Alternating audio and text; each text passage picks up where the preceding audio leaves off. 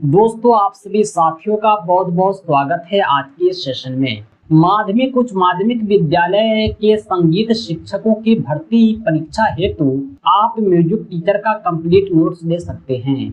BPSC TRE 2.0 की तैयारी शुरू हो चुकी है। हम पीडीएफ प्रिंटेड नोट्स प्रोवाइड कर रहे हैं। 6 to 8, 9, 10, 11, 12 के सभी विषयों के नोट्स हमारे पास उपलब्ध है।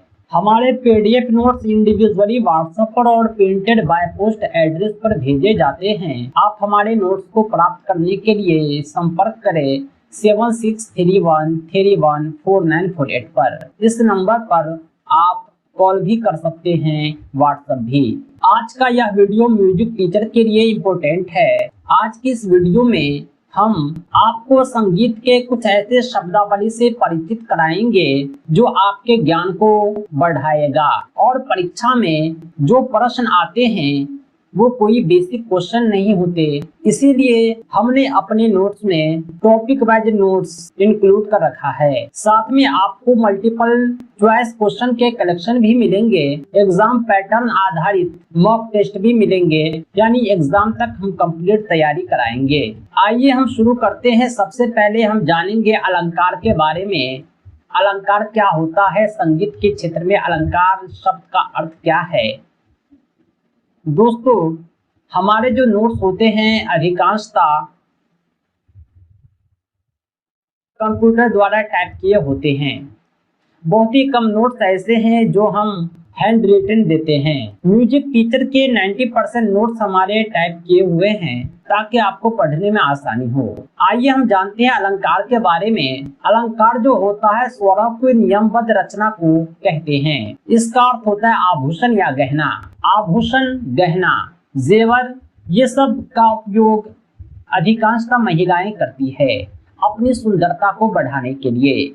उसी तरह अलंकार जो होता है वो शब्द की, वाक्य की सुंदरता को बढ़ा देता है। स्वरों की नियमबद्ध रचना होने के कारण ही अलंकार में यह सुंदरता पाई जाती है। अलंकार का प्रयोग हर संगीत में होता है और कहा जाए तो संगीत की सुंदरता अलंकार से ही है।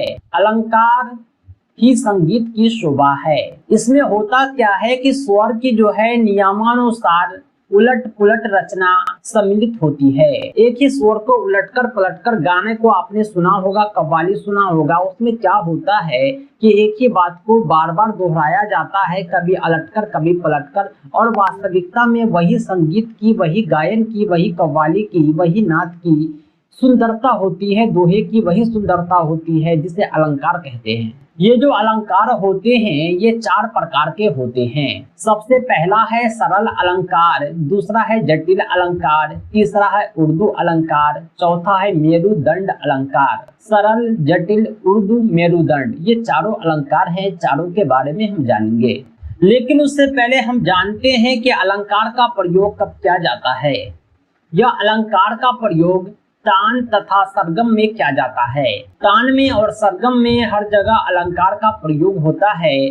अलंकारिक तानें सुनने में अच्छी लगती है। अलंकार चारों वर्णों में बनाई जा सकती है। ये चारों वर्ण कौन कौन हैं जिसमें अलंकार बनाया जाता है, हम यह भी जानेंगे। अलंकार की तरह एक होता है वर्ण। इसका भी संगीत में काफी इंपोर्टेंस है। गाने की क्रिया को जो है वर्ण कहा जाता है। गाना जो होता है एक सरल वाक्य होता है, उसे लय में प्रस्तुत किया जाता है, यही क्रिया वर्ण कहलाती है।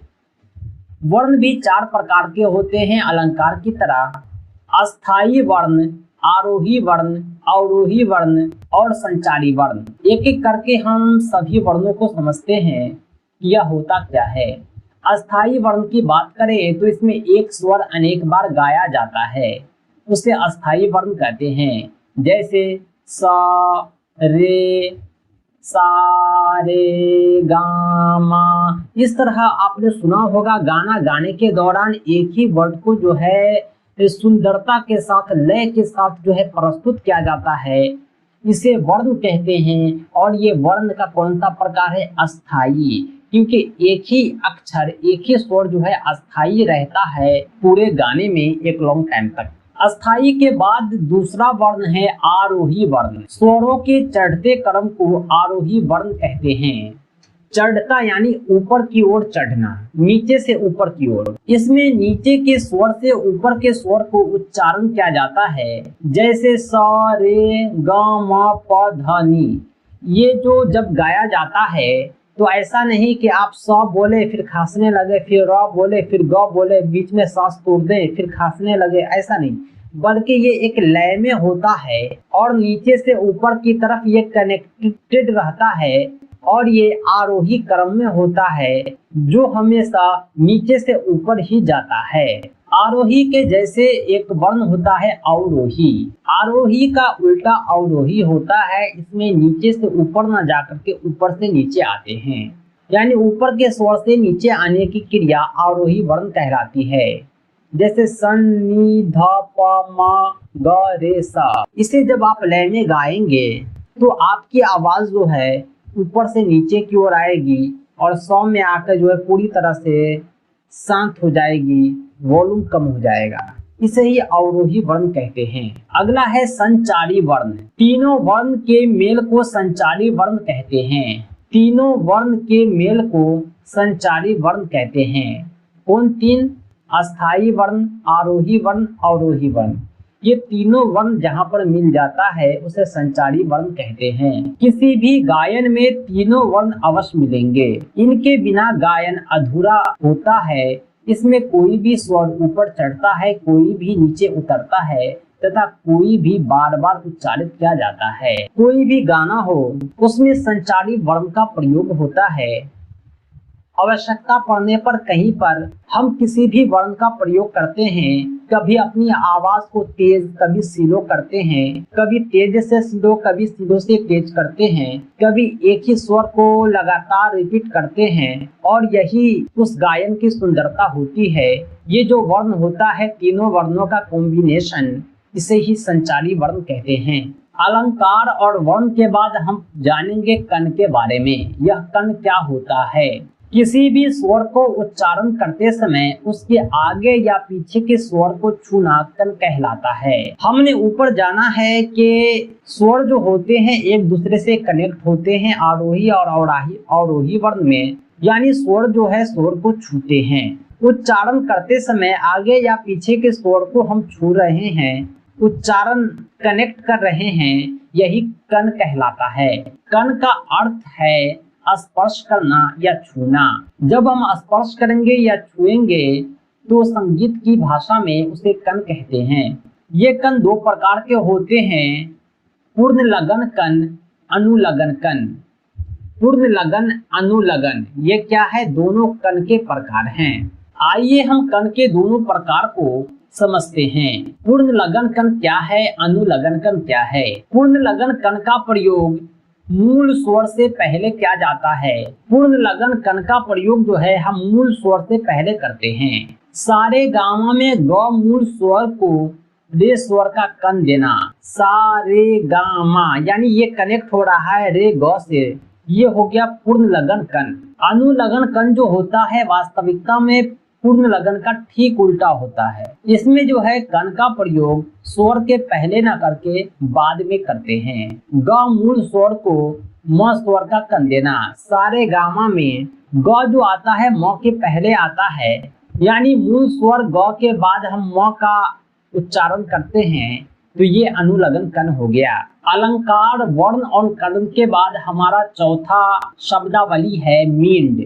यह मींड क्या होता है संगीत की दुनिया में? आइए इसे हम समझते हैं। कोई भी दो स्वर को हम इस तरह गाते हैं, बजाते हैं कि अगर उसके बीच कोई रिक्त स्थान ना आए, यानी आपके सांस न टूटे, एक शब्द की समाप्ति पर दूसरे शब्द उच्चारित होने लगे, तो उसे आप मींड कहेंगे। लंबी लंबी सांस में गाने की प्रथा होती है, एक शब्द के बाद दूसरे शब्द गाए जाते हैं, ये मींड ही होते हैं। मींड लेते समय बीच के स्वरों का इस प्रकार स्पर्श होता है कि वह अलग अलग सुनाई नहीं पड़ते। ऐसा लगता है कि दोनों स्वर एक दूसरे से मिले हुए हों, दोनों स्वर मिलकर एक शब्द बना रहे हों, लेकिन असल में दोनों अलग होते हैं। उसे इस तरह गाया जाता है कि एक जैसे प्रतीत होते हैं, अलग सुनाई नहीं देते। यही मींड होते हैं। इसे दिखाने के लिए ऊपर उल्टा अर्ध चंद्राकार बनाते हैं। ये जो मींड होता है ये गाने की क्रिया होती है। इसे सुन सकते हैं, बोल सकते हैं, लेकिन लिख नहीं सकते। लिखने का जो तरीका होता है, एक सिंबल होता है अर्ध चंद्राकार सिंबल बनाते हैं, वो मींड को बतलाते हैं। आइए इसे हम थोड़ा पढ़ के दिखाते हैं। जैसे मा सा, इसमें मींड का अभाव है। मा सा, यानी हमने माँ के बाद स का उच्चारण किया, बीच में कोई रिक्त स्थान नहीं आया, हमने अपने सांस को नहीं तोड़ा, हमने खांसा नहीं, हमने चुप नहीं हुआ। ये मींड के उदाहरण हैं। और जहाँ पर ये सिंबल आपको नजर आए, आपको इसी तरह पढ़ना है। मींड जो होता है भारतीय संगीत की विशेषता है। इसे गाने बजाने में लोच और रंजकता आती है। पूरी दुनिया में संगीत का प्रचलन है। हमारे भारत में जो संगीत प्रचलित है उसमें मींड का काफी महत्व है। गाने बजाने में इसका काफी प्रयोग होता है। इससे संगीत में लोच आ जाती है, रंजकता आती है। हमारा अगला शब्दावली है खटका। यह खटका क्या होता है, आइए हम जानते हैं। 4 या 4 से अधिक स्वरों को एक गोलाई बनाते हुए स्वरों के द्रुत प्रयोग को खटका कहते हैं। इसमें शर्त है यह 4 से अधिक स्वर, मिनिमम 4 होने चाहिए, 4 से कम नहीं। और ये चारों जो है स्वर एक गोलाई में प्रयोग होते हैं और एक के बाद एक, यही खटका है। इसे लिखने के लिए स्वर को कोष्टक में लिखते हैं। ऊपर हमने अर्ध चंद्राकार सिंबल देखा था, यहाँ कोष्ट देख रहे हैं। ये जो प है, गाने के लिए प म ध प अथवा प ध म प म गाते हैं। देखने में तो आता है कि प कोष्टक में है, लेकिन जब गाने की बात आती है तो हम प म ध प यानी 4 जो है स्वर बोलते हैं और एक के बाद एक, बीच में कोई गैप नहीं आता। इस तरह बोलेंगे प म ध प। ये हो गया खटका। खटका के बाद जो अगला शब्दावली है वो है मुड़की। द्रुत गति में 3 स्वरों को एक अर्ध गोलाई बनाने को मुड़की कहते हैं। इसमें 3 स्वर होने चाहिए। इसे लिखने के लिए मूल स्वर के ऊपर बाईं ओर 2 स्वरों का कण लिख दिया जाता है। मूल स्वर यहाँ पर प है, 2 स्वर जो है थोड़ा ऊपर करके लिख दिया गया। मुड़की से गायन वादन में रंजकता बढ़ जाती है। इसका प्रयोग जो होता है दादरा ठुमरी आदि में किया जाता है। दादरा ठुमरी ये सब जो होते हैं, अलग अलग संगीत की विद्या होती है, सब के बारे में हम आगे जानेंगे। हमारा जो 7वां शब्दावली है वो है ग म क गमक। स्वरों के ऐसे कंपन को गमक कहते हैं जो सुनने वाले के हृदय को सुख पहुंचाते हैं। गाने में जो गाया जाता है उसमें स्वर का कंपन ही होता है और इससे सुनने वाले के हृदय को काफी सुख पहुंचता है, जिसे गमक कहते हैं। गंभीरता पूर्वक स्वरों का उच्चारण गमक कहलाता है। स्वर का उच्चारण तो हम नॉर्मली तो आकर का ग म क गमक कर सकते हैं, लेकिन गंभीरता पूर्वक गाकर लय के साथ इसका अगर हम उच्चारण करते हैं तो काफी सुंदरता बढ़ जाती है और ये सुनने वाले को भी सुख पहुंचाती है, जिसे गमक कहते हैं। गमक के प्रयोग से संगीत में सौंदर्य, भावुकता, रंजकता और आकर्षण उत्पन्न होता है। जब हम गमक का प्रयोग करेंगे तो संगीत में सौंदर्य आएगा, भावुकता, रंजकता, आकर्षण उत्पन्न होता है, अट्रैक्शन उत्पन्न होता है।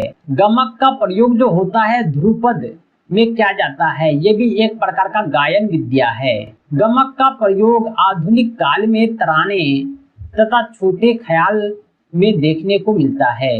तराना, छोटा ख्याल, ये सब जो है पोएट्री का एक प्रकार है, अलग अलग भाषा में यह प्रचलित है। आज हम 8वां और लास्ट टॉपिक शब्दावली जान रहे हैं आलाप के बारे में। कुछ और शब्दावली है और विस्तार से हम नेक्स्ट वीडियो में चर्चा करेंगे। आलाप को हम जान लेते हैं कि आलाप क्या होता है। स्वरों का विस्तार जो होता है आलाप कहलाता है। कोई भी स्वर है जब वो गाया जाता है विशेष रूप से तो उसका कुछ ना कुछ मतलब निकलता है। जब हम उसी का विस्तार करते हैं तो वो ये आलाप कहलाता है। इसकी लय तानों की अपेक्षा कम होती है। आलाप स्वर व ताल में बंधे होते हैं। आलाप जो होते हैं स्वर और ताल दोनों में बंधे होते हैं। आलाप विभिन्न गायन शैलियों में प्रयोग किया जाता है। आलाप गाने के बीच में प्रयोग किया जाता है। आपने बहुत सारा ऐसा गाना सुना होगा कि गा रहा है बहुत अच्छे से, बीच में बोलने लगता है और गाते हुए बोलता है। ये जो बोलना है, गाते हुए बोलना, वही आलाप होता है। आलाप में अक्सर शेरो शायरी और छोटे छोटे वाक्य बोले जाते हैं जो सुनने वाले को अट्रैक्ट करते हैं। आलाप जो है गाने के बीच में प्रयोग किया जाता है। यह आलाप कई प्रकार के होते हैं। आकार का आलाप, बोल का आलाप, नोम तोम का आलाप। आकार, बोल, नोम तोम, ये तीनों जो है अलग अलग आलाप होते हैं। दोस्तों, आज हमने कुछ 8 शब्दावली को जाना है जो संगीत विद्या से संबंधित है।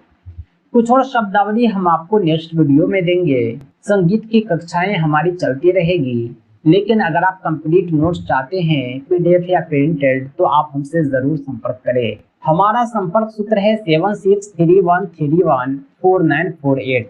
कंप्लीट तैयारी के लिए हमारा नोट सफिशिएंट है। एक बार में आपको संपूर्ण अध्ययन सामग्री मिल जाएंगे। आप अपने समय के अनुसार परीक्षा तक तैयारी करते रहेंगे। हम आपको रेगुलर वीडियोस देंगे, लाइव क्लासेस देंगे, सजेस्टेड वीडियोस देंगे जो आपकी सुनिश्चित सफलता के लिए पर्याप्त है। तो दोस्तों, देर किस बात की, अभी संपर्क करें 7631314948 पर और अपनी सफलता सुनिश्चित करें। Thanks lot, thanks for watching.